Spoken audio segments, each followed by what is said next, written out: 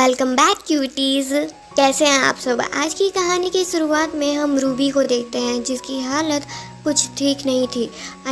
ये कह सकते हैं कि बहुत ज़्यादा ही ख़राब थी। पर रूबी को एक बात का ज़्यादा दुख था कि उसका बॉयफ्रेंड उससे मिलने नहीं आया था, जिसका नाम ली था, और उसकी दोस्त जू बस उससे मिलने आती थी। उस बात से वे बहुत खुश थी।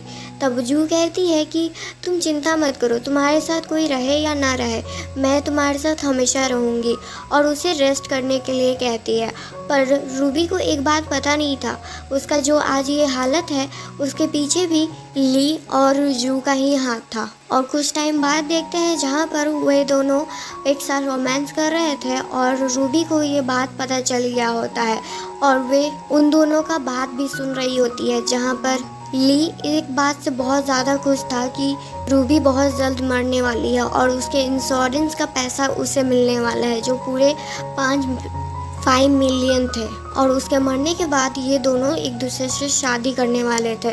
और तभी रूबी उन दोनों को ये सब करते हुए देख लेती है और ली और जू तो रूबी को देखकर बहुत ज़्यादा हैरान थे, पर उससे ज़्यादा मतलब नहीं था उन्हें, क्योंकि अब उन्हें कोई नाटक नहीं करना पड़ता। तब ली रूबी से कहता है कि अच्छा बात है अगर तुमको ये सब कुछ पता चल गया आखिर। तब रूबी उन दोनों से पूछती है कि आखिर उसने उन दोनों का क्या बिगाड़ा था जो उसने उसके साथ ये सब कुछ किया। तब ली इस पर कहता है कि उसे बस तुम्हारा पैसा चाहिए होता है।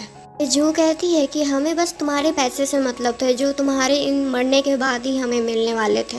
और अब जू से वेट नहीं हो रहा था तो वे खुद ही रूबी का ऑक्सीजन पाइप हटा देती है और फिर वहाँ से वे दोनों चले जाते हैं। पर रूबी मरने से पहले एक बात कहती है कि अगर उसे दोबारा ये लाइफ मिला तो वे इन दोनों को कभी नहीं छोड़ेगी। और फिर रूबी का रीबॉर्न होता है और रूबी अपने आप को उसी जगह पर देख पा रही थी जहाँ पर ली उसे प्रपोज कर रहा था और सभी लोग रूबी को चेयर कर रहे थे कि वे ली का प्रपोजल एक्सेप्ट कर ले। पर रूबी साफ साफ सभी के सामने उसका प्रपोजल ठुकरा देती है, जिससे ली तो बहुत ज़्यादा हैरान हो जाता है। पर रूबी उन दोनों को और सभी को एक रिकॉर्डिंग सुनाती है जिसमें सभी को ये पता चल जाता है कि जू और ली लवर्स थे।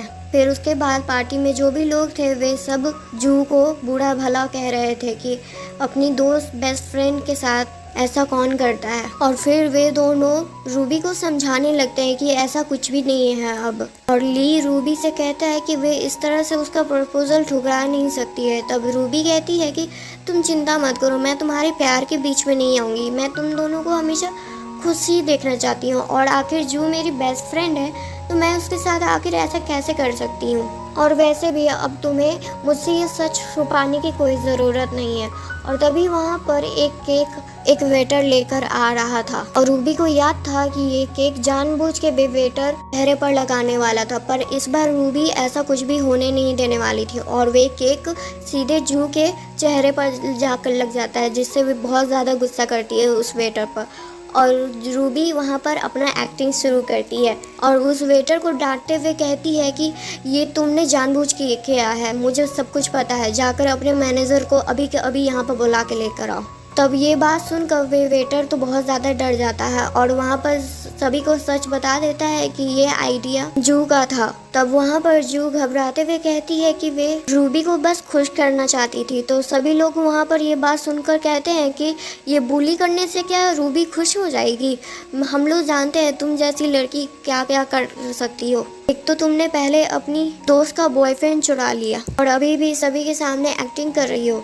तब जू रूबी से कहती है कि ऐसा कुछ भी उसका इंटेंशन नहीं था उसे दुखी करने का। पर रूबी तो अपने मन में कहती है कि अभी तो रिवेंज स्टार्ट ही हुआ है। फिर उसके बाद रूबी सभी को वापस काम पर जाने के लिए कहती है, क्योंकि उसे जू से अकेले में बैठकर बात करना था। और जहाँ पर जू रोते रोते रूबी से बस माफ़ी मांग रही थी, वे भी बस उसका एक एक्टिंग ही था, वे माफ़ी मांगना भी नहीं चाहती थी रूबी से। और रूबी को ये सब कुछ पता था कि वे एक्टिंग कर रही है। फिर उसके बाद रूबी एक गिलास जैसे ही जू को पानी पीने के लिए देती है, उसी समय वहाँ पर ली के कारण वे पानी का गिलास जू के हाथ पर गिर जाता है, जिससे जू का हाथ थोड़ा सा बर्न हो जाता है। और जो रूबी को ये इंसिडेंट याद आता है कि उसके साथ भी ऐसा बिल्कुल सेम हुआ था और उसका हाथ जू ने जानबूझ के जलाया था उस समय। और अभी जू अपना हाथ जलते हुए देखकर बहुत ज़्यादा गुस्सा कर रही थी रूबी पर रूबी उसे माफ़ी मांग रही थी कि उसने ऐसा जानबूझ के नहीं किया। और ली भी जू का ये हालत देखकर रूबी को ही सुना रहा था, जो अभी कुछ देर पहले ही रूबी को प्रपोज कर रहा था। दोनों मिलकर रूबी को बुरा भला कह रहे थे कि उसका इंटेंशन वे दोनों अच्छे से जानते हैं।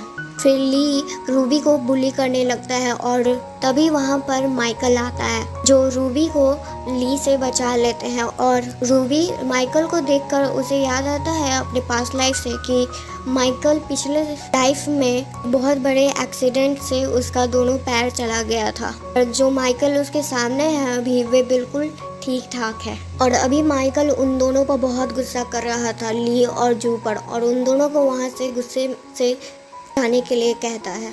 फिर उन दोनों के जाने के बाद माइकल रूबी से पूछता है कि वे ठीक तो है ना। तब रूबी कहती है कि वे बिल्कुल ठीक है और थैंक यू मेरी हेल्प करने के लिए। पर रूबी माइकल को एक वार्निंग देती है कि वे चैन हाईवे पर इस सैटरडे को नहीं जाए, नहीं तो उसका बहुत बड़ा एक्सीडेंट हो सकता है। और माइकल ये बात सुनकर थोड़ा गुस्सा करता है क्योंकि उसने अभी उसे बचाया और वे इस तरह से उसके बारे में बोल सकती है। पर रूबी चाहती थी कि माइकल उसके बात पर भरोसा कर ले, पर माइकल वहाँ से चला जाता है और रूबी को बस एक ही टेंशन था कि आखिर अगर जब माइकल उसकी बात पर भरोसा नहीं करेगा और वे वहाँ पर चला जाएगा तो उसकी एक्सीडेंट हो सकता है। बाहर जो ली से कह रही थी कि पहले तो रूबी ने तुम्हें अपने चाल में फंसाया और अब वे हमारे बॉस को सीड्यूस करने का कोशिश कर रही है। तब जू का इंसिक्योरिटी देख कर ली कहता है उसे कि तुम चिंता मत करो, मैं उसे हैंडल कर लूँगा। और ऐसे ही वहाँ पर रूबी उन दोनों को लबी डबी होते हुए देख लेती है और उसके आते ही वे दोनों अलग हो जाते हैं। और ली रूबी को फिर से बुली करता है और कहता है कि तुम मेरा शादी वाला प्रपोजल ठुकरा कर हमारे बॉस को सीड्यूस करने का कोशिश कर रही हो। तुम्हें शर्म नहीं आता है कि तुम भूल रही हो क्या कि मैं अभी भी तुम्हारा BF हूँ। और रूबी ने अभी तक ली से इसलिए ब्रेकअप नहीं किया होता है कि उसे अच्छे से उन दोनों को सबक सिखाना है। तब रूबी कहती है ली से कि मैं बस अब हमारे बॉस से तुम्हारे लिए ही बात कर रही थी, तुम्हारा गुड पॉइंट हमारे बॉस के सामने रख रही थी। और ये सब सुनकर ली बहुत ज़्यादा खुश हो जाता है रूबी से। फिर उसके बाद वे सब वहाँ से जाने वाले थे और जब जू ली के बगल वाले सीट पर बैठती है तब रूबी को याद आता है कि पिछले लाइफ में उसे इसी तरह से इग्नोर किया जाता था और ऐसा बिहेव किया जाता था उसके साथ कि वे शायद इस दुनिया में है ही नहीं। फिर रूबी जू से कहती है कि तुम्हें नहीं लगता कि फ्रंट सीट ली की गर्लफ्रेंड का होगा। और ये बात सुनकर जू को तो गुस्सा आता है, पर ली से जब वे ये सब देखने के लिए कहती है तब ली उसे ही डांटता है और कहता है कि पीछे जाकर बैठने के लिए। पर जू को रूबी का ये सडन बिहेवियर चेंज देखकर उसे बहुत शक हो रहा था उस पर। और अब कुछ दिन बाद का टाइम देखते हैं जहाँ पर रूबी अपने आप को पूरी तरह से चेंज करके ऑफिस के लिए जाती है, जो देखकर सभी कलीग्स उससे पूछने लगते हैं कि आज वे इतनी अच्छी कैसे दिख रही है, क्या आज कोई स्पेशल डे है उसके लिए। तो रूबी कहती है नहीं, ऐसा कुछ बात नहीं है, मैं हमेशा से ऐसे ही थी पर किसी के कारण अपने आप पर ज़्यादा ध्यान नहीं देती थी। पर जू को ये सब कुछ देखकर अच्छा नहीं लग रहा था क्योंकि सभी लोग रूबी का बहुत तारीफ़ कर रहे थे।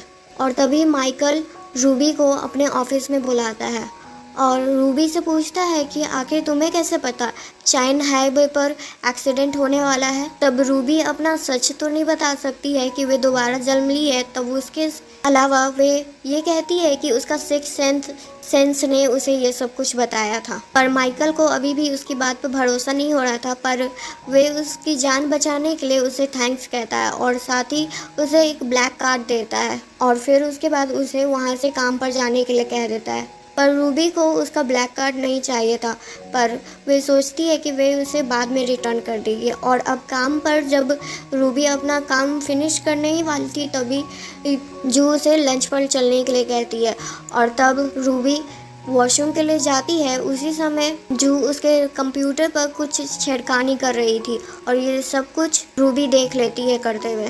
और अपने आप से ही कहती है कि कुछ लोग का बिहेवियर कभी भी चेंज नहीं हो सकता है। और कुछ देर बाद बॉस अपने सेक्रेटरी के साथ वहाँ पर आते हैं और वे अभी बहुत ज़्यादा ही गुस्से में थे। माइकल कहता है कि आखिर तुम सब इस तरह से कैसे काम कर सकते हो, और उसी प्रोजेक्ट के बारे में कहते हैं और पूछते हैं कि आखिर प्रोजेक्ट के पीछे कौन रिस्पॉन्सिबल है। तब जू को लगता है कि इस प्रोजेक्ट से उसे जल्दी प्रमोशन मिलने वाला है। तब वे अपना नाम बता देती है, जो देखकर सेक्रेटरी कहता है कि क्या तुम्हें काम भी करने आता है? तुम्हारे कारण हमारे कंपनी को मिलियंस का लॉस होने वाला था। और ऐसा सिचुएशन देखकर जू तुरंत पलटी मार लेती है और कहती है कि ये प्रोजेक्ट तो रूबी का था, उसने ही इस पर काम किया था। और रूबी उसके इस हरकत से ज़्यादा हैरान नहीं होती है, क्योंकि उसे पता था कि यही होने वाला है। फिर रूबी अब बॉस से कहती है, यानी माइकल से, कि हाँ ये प्रोजेक्ट मेरा ही है। अब माइकल पूछते हैं कि अगर ये प्रोजेक्ट तुम्हारा है तब इसमें जो हेड का नाम होना चाहिए जहाँ पर तुम्हारा, वहाँ पर जू का नाम क्यों है? और इसका वजह माइकल ली से पूछता है। तब ली कोई बहाना करके वो ये कहता है कि ये प्रोजेक्ट तो हम तीनों ने मिलकर बनाया था, तो क्रेडिट भी हम तीनों को ही मिलना चाहिए। और ये सारा बात सुनकर रूबी अपने मन में ही हंस रही थी। फिर रूबी माइकल से कहती है कि उसके पास ओरिजिनल प्रोजेक्ट है जिसमें कोई भी गलती नहीं है, और वे प्रोजेक्ट वे माइकल को दे देती है। और वहाँ सभी से कहती है कि अगर तुम्हारा दिमाग प्रोजेक्ट पर नहीं चलता है तो तुम्हें ये नौकरी करने की ज़रूरत नहीं है। जबकि वे लोग कब तक टीच सकते हैं दूसरे के प्रोजेक्ट और दूसरे के क्रेडिट को चुराते हुए, जब खुद का ही दिमाग नहीं है काम करने के लिए तब। और माइकल वे प्रोजेक्ट को देखकर बहुत खुश होते हैं, क्योंकि वे प्रोजेक्ट सही में बहुत ज़्यादा ही अच्छा था, जिससे उसके कंपनी को बहुत ज़्यादा प्रॉफिट हो सकता था। और वे उसी समय रूबी को वहाँ की मैनेजर बना देते हैं। और बाकी सब कलीग्स ये सब सुनकर तो रूबी के लिए बहुत ज़्यादा खुश होते हैं, क्योंकि उन्हें एक सही लीडर मिल चुकी थी। पर ली और जू को ये सब देखकर बहुत ज़्यादा ही रूबी पर गुस्सा आ रहा था। माइकल अपने काम पर वापस जाने वाले थे, उसी समय ली जू को कुछ इशारा करता है और जू चिल्लाते हुए कहती है, मुझे रूबी के पास से एक ब्लैक कार्ड मिला है, और आखिर कैसे इस जैसी लड़की के पास एक ब्लैक कार्ड हो सकता है? ये जरूर हमारी कंपनी के प्रोजेक्ट को दूसरी कंपनी में बेच रही है। बॉस, आपको इसकी जांच पड़ताल करानी चाहिए। और ब्लैक कार्ड जू के हाथ में देखकर रूबी को गुस्सा आ रहा था कि अब ये चोरी भी करने लग गई है। और जब वहाँ पर जू रूबी पर गलत ब्लेम लगा रही थी, तब माइकल कहता है वहाँ सभी से कि ये कार्ड उसने ही रूबी को दिया है। तब जू का तो मुंह ही बंद हो जाता है। और माइकल कहते हैं कि अगर ये सब तमाशा खत्म हो गया है तो सब अपने काम पर वापस लौट जाए। और जू को लग रहा था कि अब रूबी बॉस को भी अपने जाल में फंसाने का कोशिश कर रही है। और रूबी अपने मन में कहती है कि तुम जैसी बेवकूफ़ जू कभी भी मुझसे नहीं जीत सकती हो। फिर उसके बाद रूबी वही कार्ड माइकल को वापस करने जाती है, पर माइकल वे कार्ड अभी वापस नहीं लेता है और कहता है कि ये कार्ड आखिर तुम मुझे वापस क्यों कर रही हो? तब रूबी इस पर कहती है कि अगर वे कार्ड ये आपका यूज़ करेगी तब सभी को लगेगा कि मेरा आपके साथ रिलेशनशिप है। तब ये सब सुनकर माइकल कहता है कि बाहर वाले को तो बहुत कुछ लगता है, तो तुम्हारे लिए ये मैटर क्यों करता है? तब रूबी कहती है आपके लिए भले ही मैटर नहीं करता होगा, पर मेरे लिए मैटर करता है। पर माइकल कहता है कि वह ये कार्ड नहीं लेगा। तब रूबी कहती है कि ठीक है, ये कार्ड मैं कुछ समय के लिए अपने पास रखती हूँ। जब रूबी अपना काम कर रही थी तब जू उसके पास आती है, एक अच्छे दोस्त का एक्टिंग कर रही थी, और रूबी से कहती है क्या तुम अभी भी मुझसे गुस्सा हो? मेरे से इतना जल्दी तुम गुस्सा क्यों हो जाती हो भला? आखिर मैंने किया ही क्या है? लेकिन लगता है जू वे बात तो भूल रही थी कि आखिर रूबी उससे क्यों गुस्सा थी।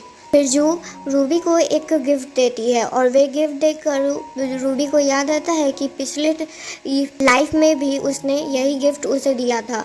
और जब जू ने उसे अपने बर्थडे पर इनवाइट किया था तब उसके कुछ क्लासमेट भी आए हुए थे, और ये नेकलेस जब वे पहन के गई थी तब सभी को पता था कि ये नेकलेस पुराना है, ये नकली नेकलेस है। और वहाँ पर उसी बर्थडे पार्टी में उसका बहुत मजाक बना था, पर रूबी इस बार ऐसा कुछ भी होने नहीं देने वाली थी। फिर रूबी वही सेम नेकलेस जो असली है उसे लेने के लिए जाती है, और जब रूबी उस नेकलेस को देख रही थी तब वहाँ पर माइकल आकर वही नेकलेस रूबी के लिए ले लेते हैं और उसे गिफ्ट कर देते हैं।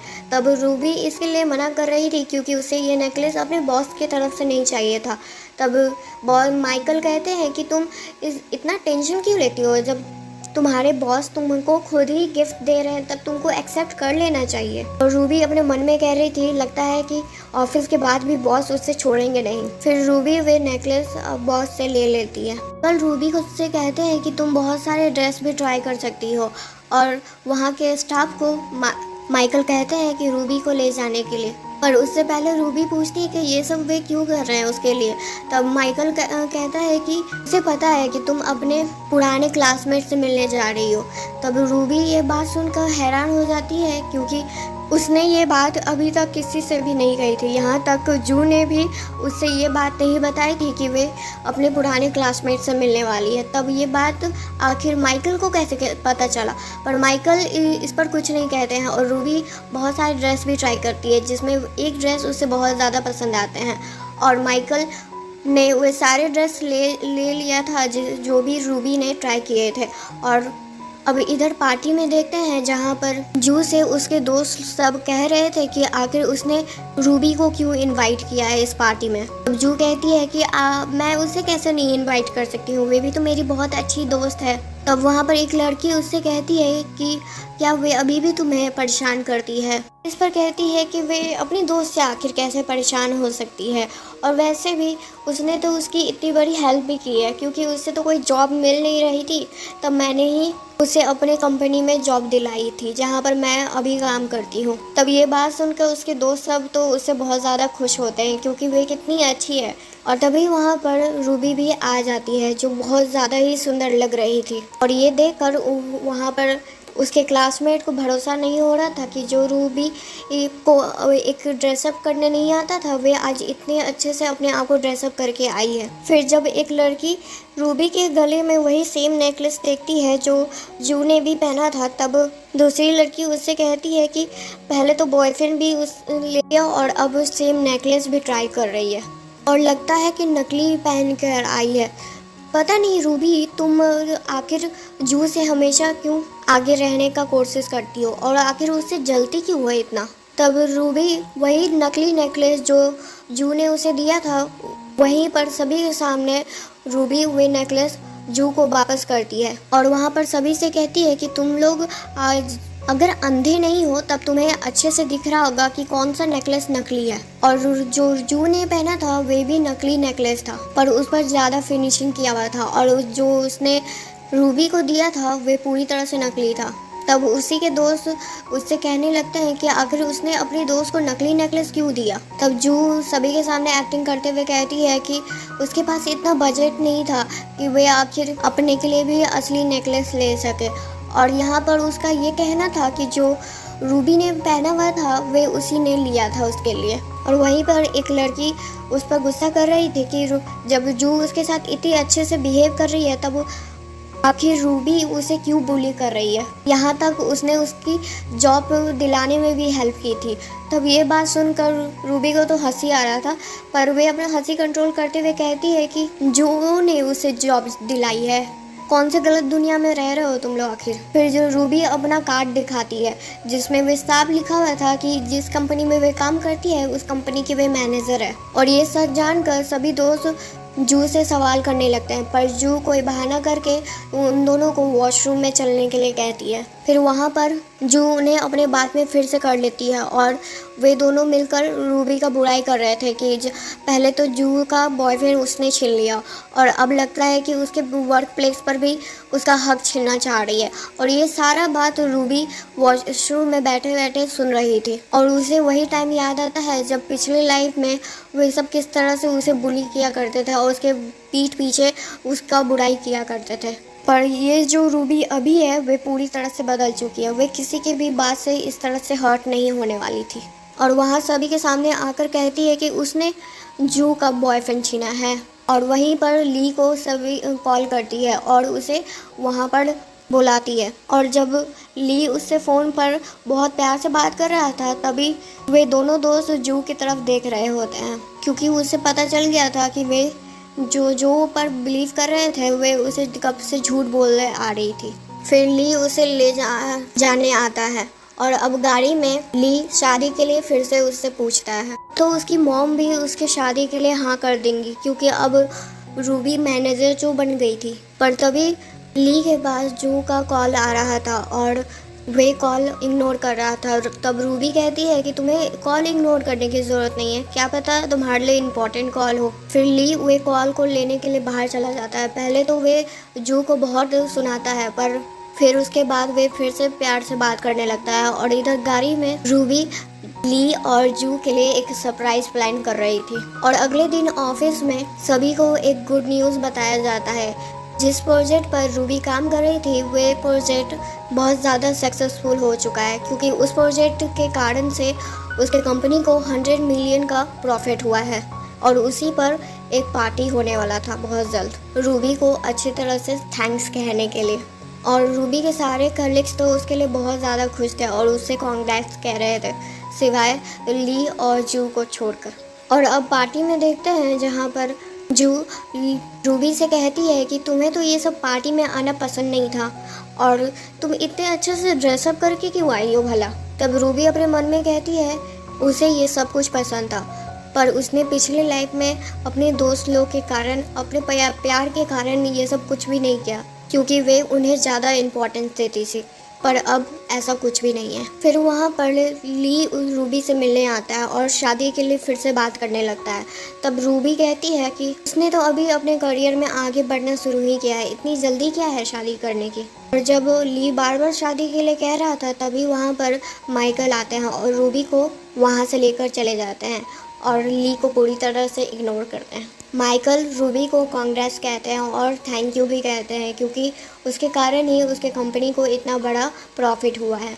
फिर जब रूबी को सभी के सामने स्पीच देना था तब उसके स्पीच के देने के बाद वहाँ पर एक वीडियो प्ले होता है जिसमें ली और जू एक साथ टाइम स्पेंड कर रहे थे। और ये वीडियो देखकर सभी वहाँ बात बनाने लगते हैं, पर किसी को ये नहीं पता था ये वीडियो भी रूबी का काम था दिखाना सभी को। और जब ली रूबी को एक्सप्लेन करने आ रहा था तब रूबी उसके मुंह पर वाइन फेंक देती है और फिर कहती है कि आज के बाद से अपना शक्ल मेरे सामने दिखाना मत, तुम्हारी बहुत सारी बातें मैंने बहुत दिनों से बर्दाश्त कर रही थी और अब मुझसे नहीं होता ये सब। और यहाँ ऑफिस में अब माइकल अपने सेक्रेटरी से कुछ नेकलेस पर बात कर रहे थे और ये नेकलेस वाला केस भी रूबी से जुड़ा हुआ था। और उसके बाद एक जगह पर रूबी को देखते हैं जहाँ पर वे एक नेकलेस लेने आई थी और उस नेकलेस का बोली लगने वाला था। और वे नेकलेस रूबी के लिए बहुत स्पेशल था, क्योंकि वे नेकलेस रूबी की मॉम का था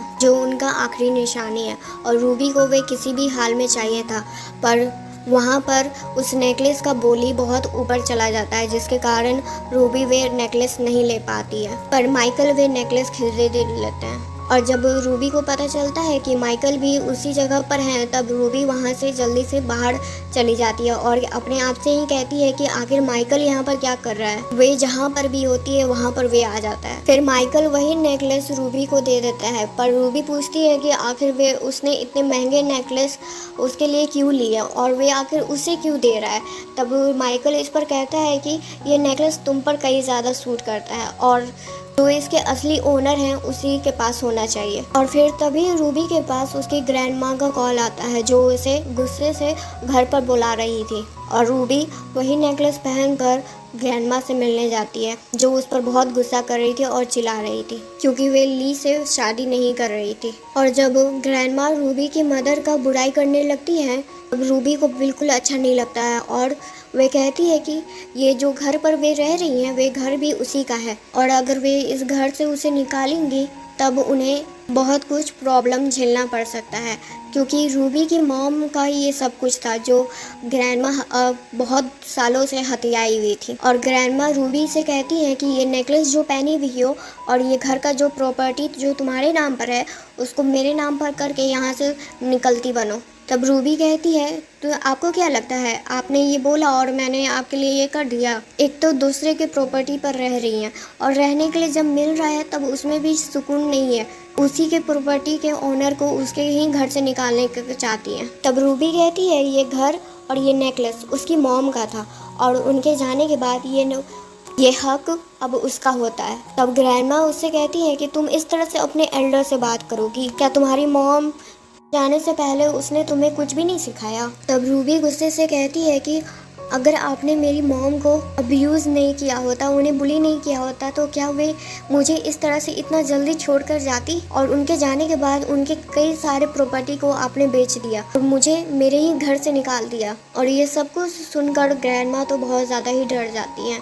और अब अगले दिन ऑफिस में बहुत सारे कलीग्स रूबी के प्रॉपर्टी के बारे में बात कर रहे थे, जो सुनकर ली तो बहुत ज़्यादा खुश हो रहा था, क्योंकि उससे शादी करने के बाद उसे लग रहा था कि उसका सारा प्रॉपर्टी तो उसका ही हो जाएगा। और उसी रात ली रूबी को प्रपोज करता है, जो देखकर जो को बहुत अच्छा नहीं लगता है, पर वे वहाँ पर कुछ नहीं कहती है उस समय। और रूबी ली को हाँ करने ही वाली थी, पर उससे पहले कहती है कि क्या उसकी मॉम मान गई है इस शादी के लिए। तब ली इस पर कहता है कि वे उसे कल ही अपनी मॉम से मिलाने ले जाएगा। और यहाँ अगले दिन ली की मॉम रूबी से बिल्कुल भी मिलना नहीं चाहती थी, क्योंकि वे कल की तरह बनकर आई थी। और जो वे ड्रेसअप करके आई थी अपने आप को, वे बिल्कुल भी ली की मॉम को पसंद नहीं आ रहा था और वे और ज़्यादा गुस्सा हो रही थी। तब ली उससे पूछता है कि वे आखिर इस तरह से अपने आप को ड्रेसअप करके क्यों आई है।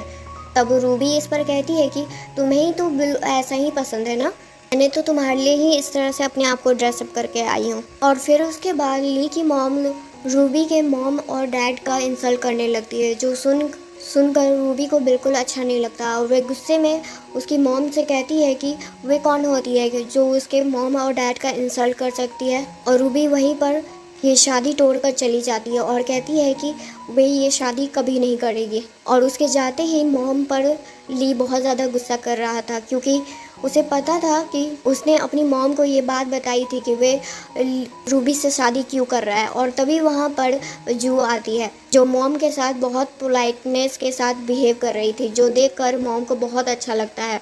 और वे चाहती थी कि ली जू से ही शादी करे, पर जो ली जू को साइड में ले जाकर उसे बात करता है और उसे कहता है कि आखिर वे यहाँ पर क्या कर रही है, क्या वे उनका प्लान भूल चुकी है कि उसका प्लान क्या था। तब जू गुस्से से कहती है कि मुझे अब तुम्हारे प्लान से कोई मतलब नहीं है, क्योंकि मेरे साथ तुम इतने टाइम से सो रहे हो, मेरे साथ टाइम स्पेंड कर रहे हो और तुम चाहते हो कि मैं तुम्हारा शादी उस रूबी के साथ होने दूँ। तब ली कहता है कि आखिर तुम्हारे पास क्या है जो मैं तुमसे शादी करूँ। पर पैसा फेंकते हुए कहता है कि ये पैसे लो और यहाँ से निकलती बनो। पर जू उसकी मॉम के सामने ये बात कह देती है कि वे प्रेग्नेंट है, पर ली को उसके बात पर भरोसा नहीं हो रहा था और कहता है कि अगर तुम प्रेग्नेंट भी हो तो ये मैं कैसे मान लूँ कि ये बच्चा मेरा ही है, और उसका इंसल्ट करने लगता है।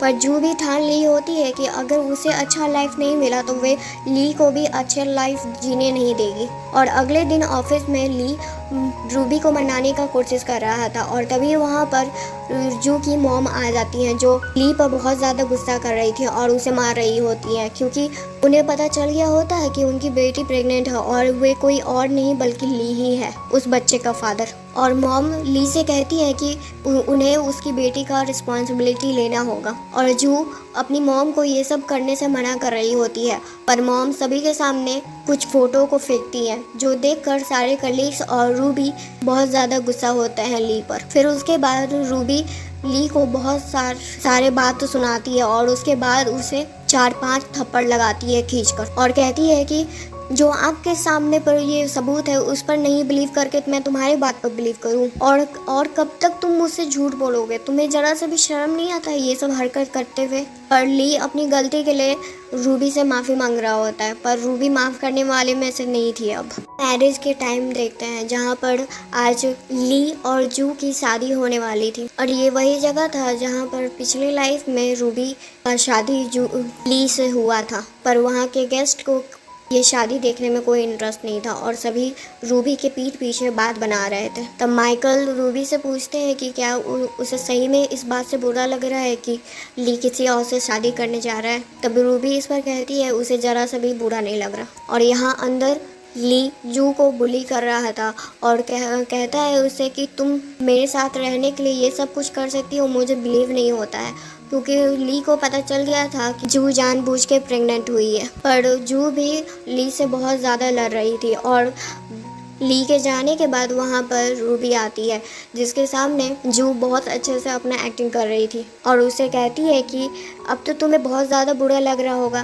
क्योंकि मेरा जो तुम्हारा बॉयफ्रेंड था वे अब मुझसे शादी करने जा रहा है। इस पर रूबी कहती है कि उसे ज़रा सा भी फर्क नहीं पड़ता है कि वे किससे शादी करने जा रहा है। वैसे भी तुम मेरे दिए हुए गिफ्ट से तो बहुत ज़्यादा खुश होगी ना, क्योंकि आज तुम प्रेग्नेंट हो। और वहाँ पर जू को पता चलता है कि ये जो भी कुछ हो रहा है उसके साथ आज वे रूबी ने ही किया होता है, जिस पर वे बहुत ज़्यादा गुस्सा हो रही थी। और शादी के बाद भी ली रूबी से बात कर रहा था और ली रूबी से कहता है कि अगर तुम मुझसे शादी करने के लिए मान गई तो मैं तुरंत अभी जू को डिवोर्स दे दूंगा और तुमसे शादी कर लूँगा। पर उससे पहले रूबी एक नकली रिपोर्ट दिखाती है जिसमें ये लिखा हुआ था कि ली कभी भी फादर नहीं बन सकता है और वे घर पर जाते ही जू पर गुस्सा करने लगता है और उसे मारते हुए कहता है कि तुम सच बताओ कि ये बच्चा किसका है। पर जू बार बार चिल्लाकर कह रही थी कि ये बच्चा तुम्हारा नहीं तो किसका हो सकता है, और अगर तुम उस रूबी का बात में आ गए हो और मुझ पर बिलीव नहीं कर रहे हो तो तुम सबसे बड़े गधे हो।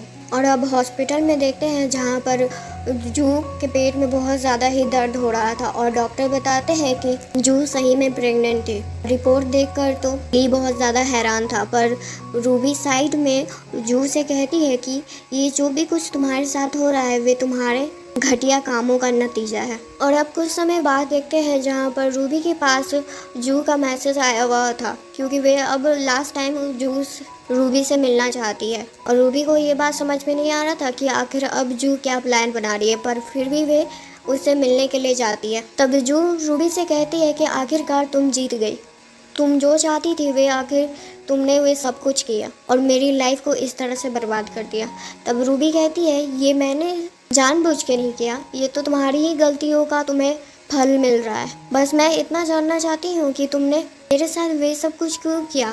मैंने तो तुम्हें अपनी बेस्ट फ्रेंड माना था, पर तुमने मेरे साथ हमेशा बुरा ही किया है। तब जू हंसते हुए कहती है कि अपने आप को ज़रा भोला समझने की ज़रूरत नहीं है, हम दोनों बचपन से ही दोस्त हैं, पर तुम्हारे साथ ही सब कुछ अच्छा होता है, तुम्हें ही सब लोग ज़्यादा पसंद करते हैं, जो बात मुझे बिल्कुल भी पसंद नहीं थी। पर अब रूबी को उसका कोई भी बकवास नहीं सुनना था, तो वे वहाँ से जाने लगती है। पर तभी रूबी को चक्कर आने लगता है क्योंकि जो उसने कॉफ़ी पिया था उसमें कुछ मिला हुआ था। जो उसे बेहोश देखकर कहती है कि तुम अपने आप को ज़्यादा चालाक समझती हो, पर तुमसे भी ज़्यादा चालाक यहाँ पर कोई है। और एक होटल के रूम में जू का दोस्त रूबी के साथ ज़बरदस्ती करने का कोशिश करता है और जू उसका वीडियो बना रही होती है, पर तभी वहाँ पर माइकल आ जाता है और रूबी को उन दोनों से बचा लेता है और जाने से पहले कहता है कि वे उन दोनों को छोड़ेगा नहीं। और यहाँ घर पर रूबी का हालत ठीक नहीं हो रहा होता है और रूबी माइकल से कहती है कि क्या वे एक दिन के लिए उसे बोरो कर सकती है। फिर उन दोनों का नाइट स्पेंड हो जाता है और अगली सुबह जब रूबी उठती है तब वे माइकल को अपने पास देखकर बहुत ज़्यादा हैरान होती है। तब माइकल भी उठ जाता है और वे कहता है कि हमने ही कल रात रिक्वेस्ट की थी इसकी। और रूबी को भी सब कुछ याद आ जाता है, पर वे माइकल से कहती है कि वे उसकी रिस्पॉन्सिबिलिटी लेगा। तब माइकल इस पर कहता है कि तब उससे शादी करनी होगी और फिर माइकल रूबी को किस करता है। और यहाँ बाहर जू अपने बच्चे को बचाने के लिए ली से भीख मांग रही होती है, पर अब ली को तो पूरी तरह से लग रहा था कि वे बच्चा उसका है नहीं और उसे वहीं पर उसी हालत में जू को वे बुली कर रहा था। रूबी और माइकल वहाँ पर आते हैं। तब जू रूबी से कहती है कि तुम कैसे अपनी ये अच्छी लाइफ जी सकती हो जब मेरी लाइफ इस तरह से है और मुझे ली जैसा गधा मिला और तुमको माइकल कैसे मिल सकता है। और ये बात सुनकर ली उसे और एक दो चाटा लगाता है खींचकर, क्योंकि जू उसका बुराई कर रही थी। और फिर उसके बाद माइकल ली से कहता है कि आज से तुम दोनों को आने की ज़रूरत नहीं है मेरे कंपनी में। तब ली कहता है कि मुझे भी तुम्हारे जैसे कंपनी में काम करने की कोई ज़रूरत नहीं है।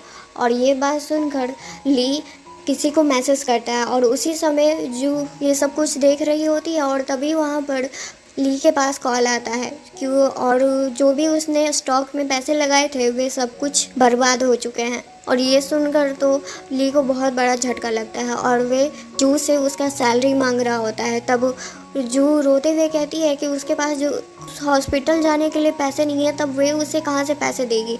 तब वो ये बात सुनकर ली उसे और मारता है और रूबी को वही टाइम याद आता है जब ली ये सब हरकत उसके साथ किया करता था। और अब वेडिंग के दिन देखते हैं जहाँ पर रूबी माइकल का वेट कर रही थी, पर तभी उसके पास कॉल आता है कि माइकल का बहुत बड़ा एक्सीडेंट हो गया है और अभी तक माइकल मिले नहीं है। और ये बात सुनकर रूबी माइकल के लिए बहुत ज़्यादा घबरा जाती है और बहुत रो रही होती है, क्योंकि वे माइकल से बहुत प्यार करने लगी थी और वे नहीं चाहती थी कि उसके साथ कुछ भी बुरा हो, और ये हरकत भी ली का ही होता है। पर तभी वहाँ पर माइकल आ जाते हैं और वे माइकल को सही सलामत देखकर उसे अच्छा लगता है रूबी को। रूबी उससे पूछती है कि वे कैसे ठीक है, अभी उसके पास कॉल आया था कि उसके गाड़ी का बहुत बड़ा एक्सीडेंट हो गया है। तब माइकल बताते हैं कि हाँ, कोई चूहा उसके गाड़ी में घुस गया था, तो उसी को मारने के लिए उसको थोड़ा टाइम लग गया। और रूबी तो उसका बात समझ रही थी कि ये सब काम किसका था। माइकल से कहती है कि वे बहुत ग्रेटफुल है कि वे बिल्कुल ठीक है और आगे से वे उसे प्रोटेक्ट करेगी। और ये बात सुनकर माइकल स्माइल करते हुए कहते हैं कि तुम टेंशन मत लो, मुझे कुछ भी नहीं होगा। और जो लोग इसके पीछे थे उन सभी को जेल भेज दिया गया है। फिर माइकल रूबी से कहते हैं कि वे बहुत उससे प्यार करते हैं और रूबी भी अपना दिल का बात उससे कह देती है कि वे भी उनसे बहुत प्यार करती है। और उसके बाद रूबी और माइकल अपना वेडिंग कंप्लीट करते हैं। थैंक यू दोस्तों, यहाँ तक ये स्टोरी सुनने के लिए। प्लीज़ लाइक और शेयर करके जाइएगा। Thank you. ओह हाँ, सब्सक्राइब करना तो बिल्कुल मत भूलिएगा।